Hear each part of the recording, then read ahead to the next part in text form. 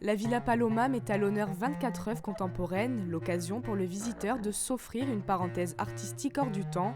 Le nouveau musée national de Monaco vous plonge dans un monde à la fois familier et étranger, sous forme de décor narratif. C'est une histoire, donc comme dans une histoire, si vous voulez, chaque mot compte. Alors là, chaque œuvre dit quelque chose de particulier. On a appelé ça une fiction parce qu'en fait, c'est parti d'une idée de Chris Sharp, mais aussi de Simone Minigoy, les deux, le curateur de l'exposition avec Cristiano Raimondi.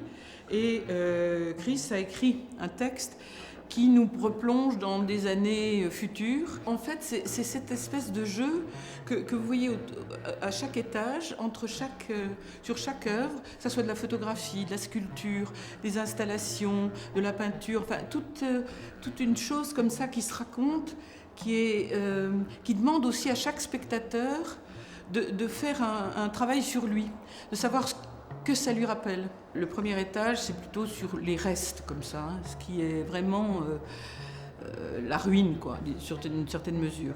Aussi bien les pièces nouveau réalistes que les gens d'ici connaissent un peu plus, puisque c'est les Niçois. Et puis, il y a un étage où, effectivement, juste en dessous, il y a une possible reconstruction, on ne sait pas trop, avec en particulier le russe Archipov, qui est vraiment assez intéressant aussi qui fait un peu le lien, je dirais.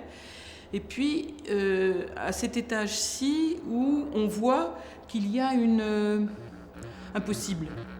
Et puis parmi les 25 artistes représentés, vous pourrez également découvrir Michel Blasi, un artiste monégasque qui évolue dans un univers dédié à la nature.